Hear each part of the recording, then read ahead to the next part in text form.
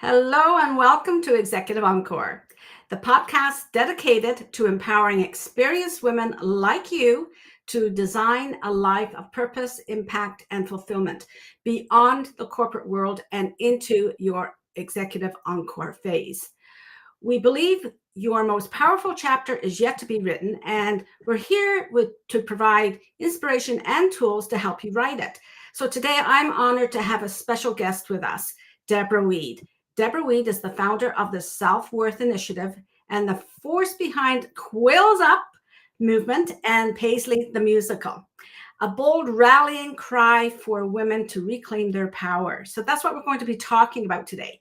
So about reclaiming your power, your creativity, and your self-worth as you go forward. With decades of experience in marketing, entertainment, and personal reinvention, Deborah's work helps people rise from rejection, betrayal, and burnout. Her message is helpful in helping people to write their own story by taking their quills back. Hello, Deborah. How are you? Oh, Patricia, I'm so wonderful. How are you today? I'm great. And this is such a great topic. Like I've never heard it put this way, but I've heard of elbows up, but I haven't heard of quills up. Thank you so much for being with us today. I'm going to get right into it today with your story, which is so inspiring, especially the concept of our quills. Let's start there. So for our listeners who may not be familiar, can you explain what it means to give your quills away? And more importantly, how we can start the journey of reclaiming them back? Yes, absolutely. So it started with me writing a story, and I needed a protagonist, the perfect protagonist. And for me, it was the whole idea of a porcupine, because porcupines use their quills to protect themselves. So in my imagination, I created Paisley, and Paisley was a porcupine who dreamed of being an animal fashion designer, but in the fashion world, in the animal fashion world, porcupines are seen as pincushions. They are to use their quills or their protection to pin up the couture designs of Zavana, a couture diva. So to me, the whole idea of giving one's quills away was the perfect metaphor for how women give away our power. And we do. We give away our quills one by one. And in my storyline, Paisley gives up all of her quills until she's down to the last one. And she's always helping others, not realizing that the protection that her momette or mother always hoped for her was being given away little by little. That is a powerful metaphor. And it's not what I thought exactly, but I'm envisioning as we give our quills away, eventually we're stripping ourselves of everything that is meaningful for us, right? It speaks directly to so many women who, after a long, successful career and building their empire, their family, and everything, they feel they've given up so much of themselves. They've stripped it away, and they've lost touch with all their unique gifts that they have. It truly is a call to action to rediscover what makes us shine. So I thank you for that great metaphor and also a great description so that we can understand exactly what's meant by that. Now, I know that your father was a significant source of wisdom in your life, same as mine. Could you share some of the sage advice that your father gave you about reinvention and how it has guided you through your own transitions? Oh, absolutely. He was like a Yoda dad, Patricia. Yoda He was dad. amazing. And so he taught me so much, but this is one of the things that I'd like to offer today. He told me that there's a quasi emotion that stops people every time. So just out of curiosity, what do you think that might be? I think often we talk about fear, maybe. Most people will say fear. And I thought the same thing. I thought the same thing as you. But he said, no, it's disappointment. And let me tell you why. Oh, Let me tell you why. when you're excited about something, so you go after it, and all the adrenaline, endorphins, oxytocin, everything is like, really humming in your body, and you're excited. And then you hit an obstacle. And when you hit the obstacle, you don't realize it. It's not conscious, but all those feel good chemicals leave your body. And when they leave your body, you don't feel good, right? But in our society, it's like, especially women, it's like, okay, I'm going to try again, that positive thinking, let me go. And so you try again, and you get the same kind of chemical reaction, because he really, really solidified in me that we are chemical factories. We're walking, talking chemical factories. And so you try again, and once again, those chemicals get depleted. And he said, Deborah, I truly believe that most people, after they get disappointed numerous times, they flatline and they never try again. Now, why? They're subconsciously, they don't realize it. But the reason he told me that happens is because it feels so bad to have those chemicals depleted. You don't even know what that is.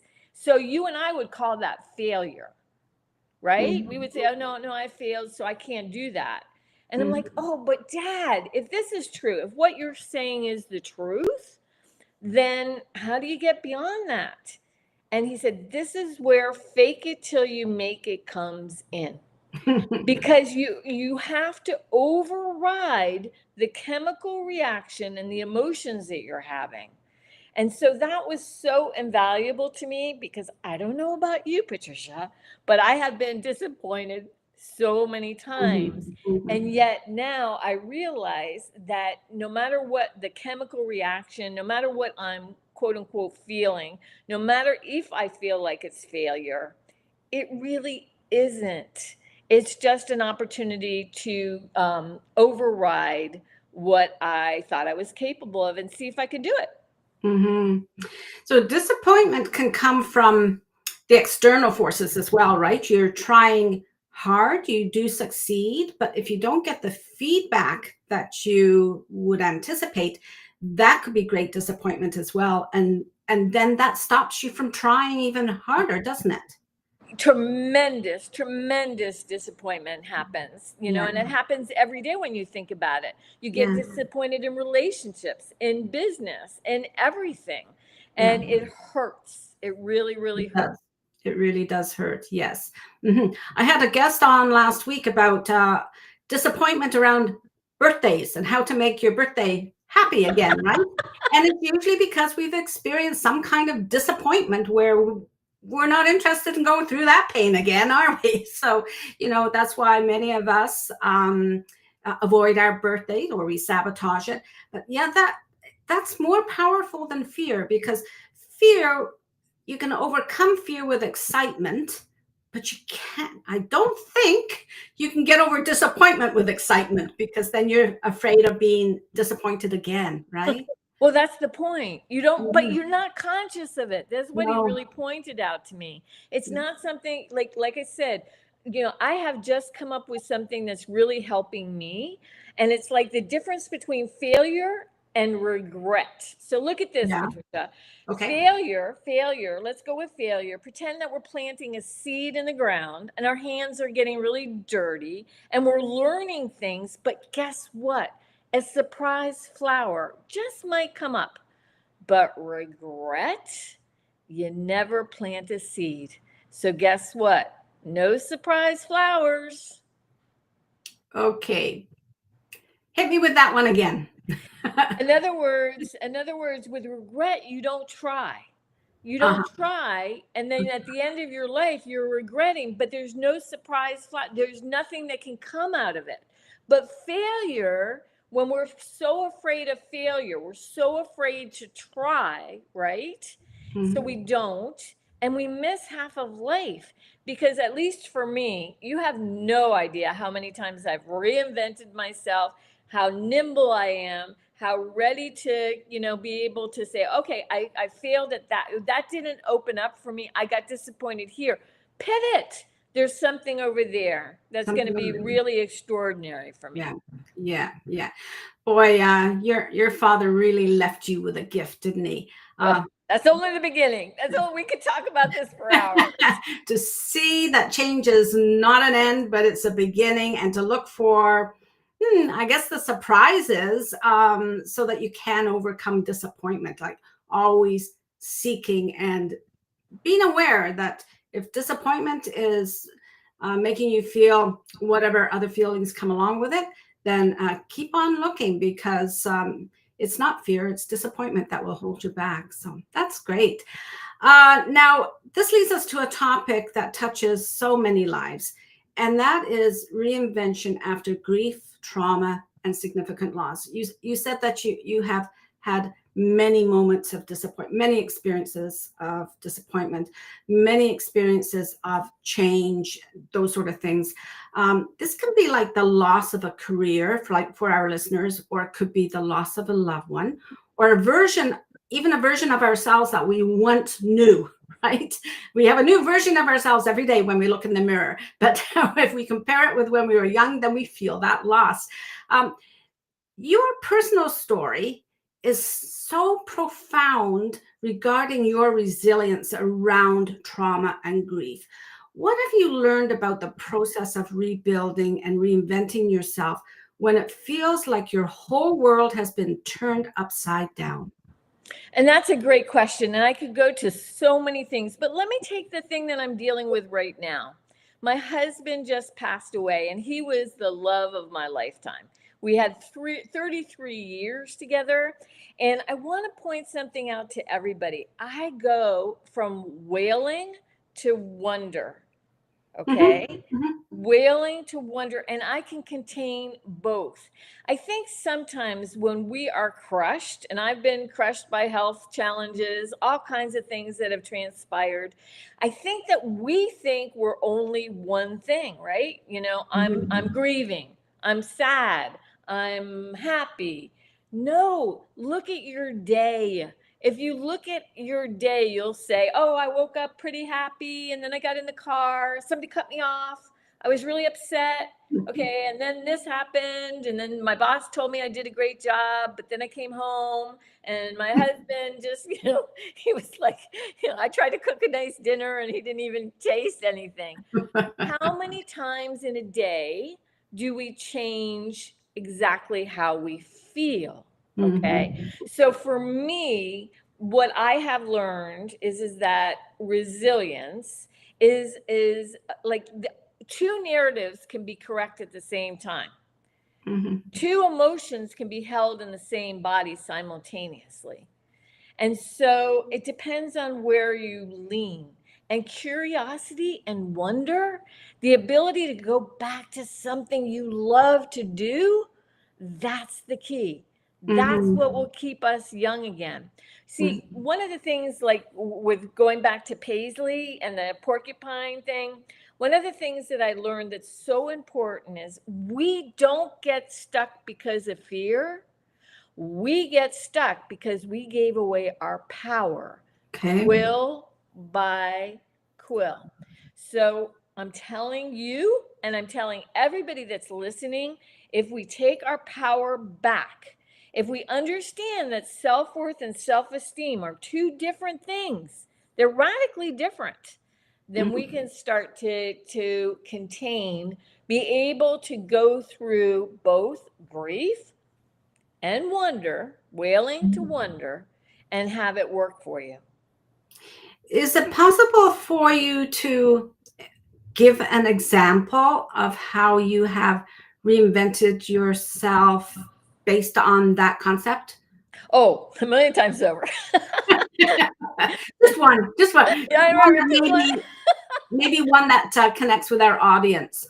Yes. Well, I know that for me, or let me go to the corporate then. All right. Let me go to the corporate. I had been the director of development for Citibank, 19 branches. I had also worked on a $26 million pavilion with Disney and Universal Consultants. I thought I had it all. I really did. But I never smiled because you know what about corporate? Corporate is cerebral, and I was all heart. Even since I was a little girl, I was all heart. So how can you take somebody that's all heart, put them in corporate and have them smile? The two don't go together. So it was against my nature to even be there to begin with. Okay. But then what happened is that for me, it was a health challenge, a severe health challenge that put me down for 3 years, where I learned that self-esteem and self-worth are different. I think this is important for people to understand. Self-esteem is everything that you do. So I was the director of development for Citibank. I could go into any party, say that, and my self-esteem was like huge. But then when I was in bed for 3 years, not able to do anything, the self-esteem wasn't there. And I had to learn the hard way that self-worth is what we place on ourselves. Yeah. It's a whole different ballgame. So if you can grab onto the self-worth and realize that you are already a God-given gift and you already have talents that were given to you. And if you get into your zone with your creativity and your personality, that's how I was able to change my life, because creativity is jumping in the stream of possibilities. Good. So the important thing there is about your own self-worth, not the self-worth that you think is coming from the external, all the accolades, because it really was the root of who you were, it was not there. Therefore, you were not playing your self-worth. You're depending on your self-esteem to be blown up, right? By exactly. Others. You got it perfectly. Yeah. Wow. So, okay. So thank you so much, Deborah, for sharing so openly and with such empathy your insights on reclaiming our power, embracing reinvention, and finding strength through grief are incredibly moving and practical. You've reminded us that every transition, no matter how challenging, it holds the potential for profound growth and for a more authentic life, something that's aligned with your values. Your story is a testament to the fact that the next chapter can be the most valuable or most meaningful one for you when you realize, to your point, that you are worthy, that it's about self-worth, not about self-esteem.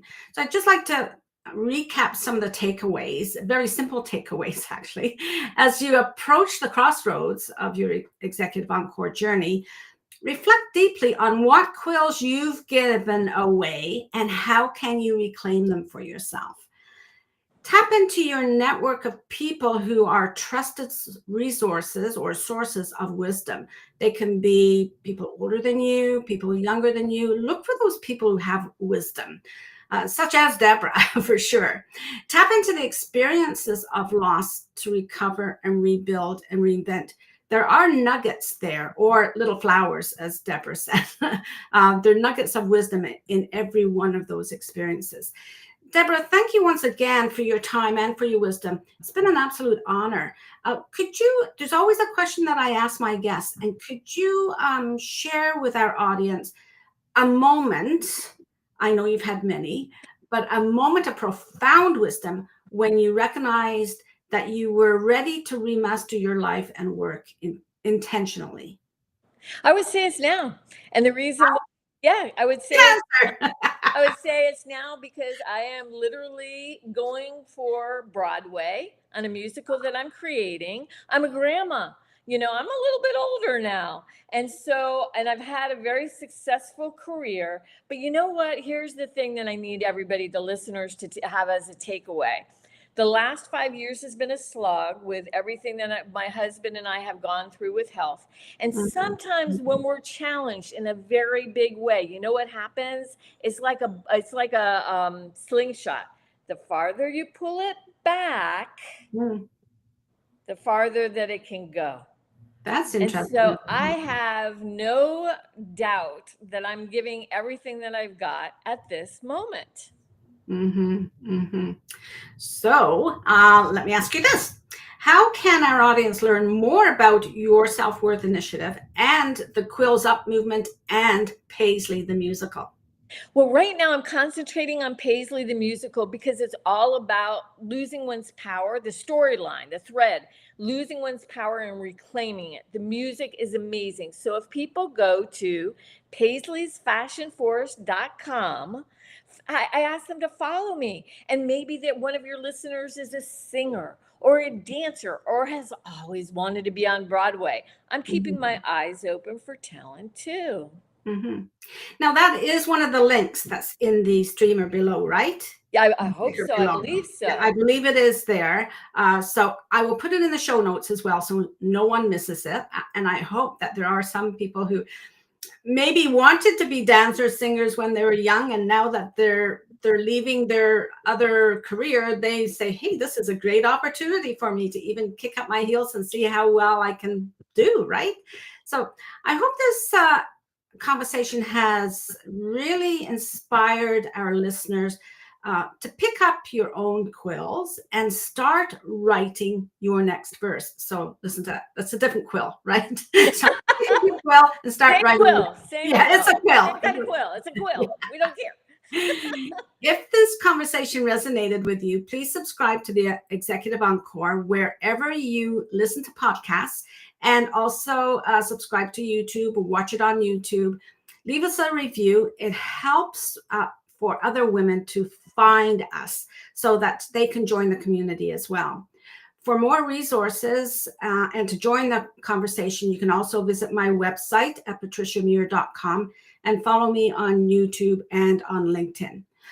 Contact me by email for information about joining the new launched Executive Encore Network, launching October 1st. This is Executive Encore Network for Women. It's a membership and community of women who are proving every day that our best chapters are still yet to be written. I think I'm going to buy a special quill after this conversation. I'm going to take back one of my quills.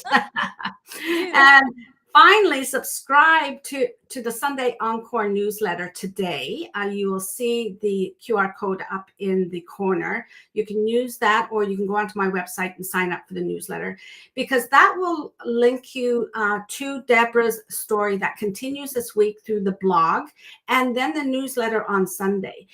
Deborah will be featured in the blog and the newsletter. The newsletter is Sunday, October 5th. It's a big week here at Executive Encore, a launch and this newsletter. When you subscribe to the newsletter, you'll also receive VIP access to resources and offers that are offered by our podcast guests, exclusive only to Executive Encore members. So Deborah is going to provide an exclusive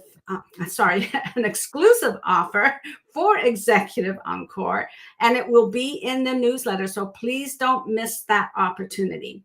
Again, visit my website, read the weekly blog, and follow me on LinkedIn. Visit Deborah on her website and on her social media as well. And all links will be in the show notes. So remember, this is where your Executive Encore begins. This is where you start to live, work, and lead differently with a healthy mindset and self-trust. And we have so many guests who speak on how you can reinvent your mindset or change your mindset into something more healthy. This week, there's one more. I want to encourage you to reclaim those quills and your personal power for your next chapter. So until next time, take care of yourself, do what's best for you, and don't jeopardize what you've built